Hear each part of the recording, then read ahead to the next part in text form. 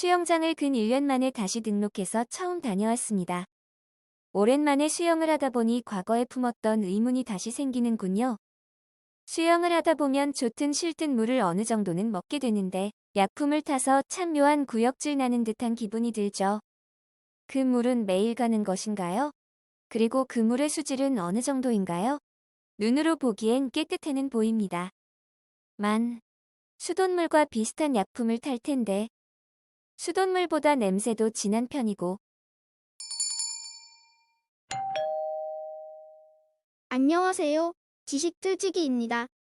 먼저 답변 드리기 전 이미지 저작권상 화면과 음성이 고르지 않은 점 양해 바랍니다. 영상을 끝까지 시청해주시고 좋아요 한 번씩 눌러주세요. 영상을 만드는 사람에게 큰 힘이 됩니다. 답변 드리겠습니다. 어떻게 관리하느냐에 따라 다른데요. 1년에 1에서 2번 국가에서 관리한다고 하지만 솔직히 관리 잘할까 모르겠네요. 어쨌든 수영장 가면 수질이 어떤지 써있는 게 있을 겁니다. 그거 보고 확인하세요. 추가로 수영장 물이 피부에 미치는 영향에 대해 알려드리겠습니다. 수영장 물이 피부에 미치는 영향. 언제부터인가 수영은 사계절 스포츠로 자리 잡으면서 매우 보편적이고 대중적인 운동이 되었다.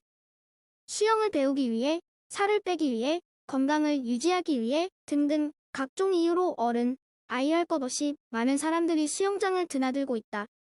하지만 수영이 대중화되면서 수영장을 다녀온 뒤로 눈병을 앓았다거나 피부병으로 고생을 한다는 사람도 심심찮게 눈에 띄인다.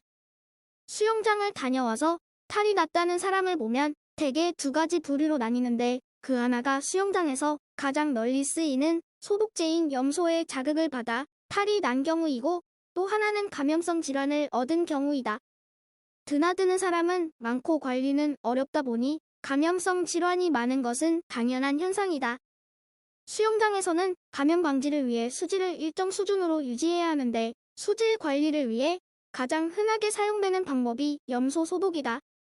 이렇게 염소로 소독을 하다 보니 수영장에 몸을 오래 담그게 되면 사람의 피부나 모발이 이 염소란 것에 영향을 받아 탈이 나는 것이다. 수영장 물에 들어있는 염소계 소독제는 아토피 피부염의 증상을 악화시키고, 드물게는 알레르기성 접촉 피부염을 유발하기도 한다. 또한 수영을 하다 물을 마시는 경우에 몸속에 들어간 염소 성분은 천식을 악화시킨다. 특히 염소 농도가 높은 물에 들어가건 염소 성분에 반복적으로 노출되는 경우 아토피 등의 특별한 질환이 없는 일반인도 손발의 피부가 건조해지고 각질이 일어나면서 피부가 콩물처럼 벗겨지는 증상이 생길 수 있다. 수영장 물은 모발의 팽창과 변형의 원인이 되기도 한다. 이미 손상이 시작된 모발은 염분 또는 염소를 함유한 물 속에 장시간 잠겨 있으면 더욱 건조해지고 탄력을 잃고 윤기가 없어진다.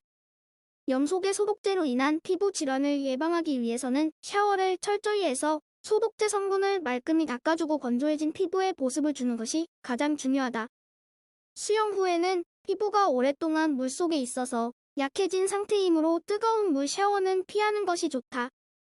또한 피부가 계속 젖어 있는 환경하에서는 세균이나 바이러스에 대한 방어력이 떨어지기 마련인데, 수영장에서 얻을 수 있는 흔한 감염성 질환으로는 발바닥 사마귀 무좀, 전염성 녹마진, 모낭염 등이 있다.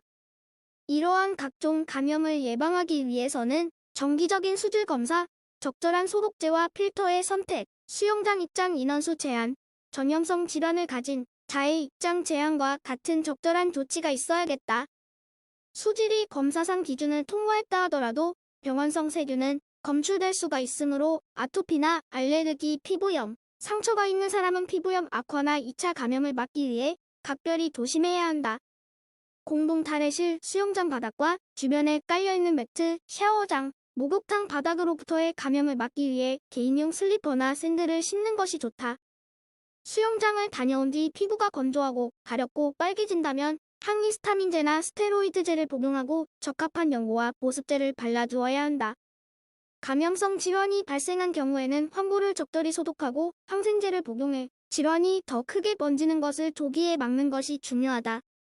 지금까지 지식틀찌기였습니다. 다음 영상은 더욱 호기심 많은 질문들로 업데이트될 예정입니다. 구독하시면 일상생활에서 가끔 궁금한 질문들이 함께할 것입니다. 지식과 상식 얻어가세요. 감사합니다.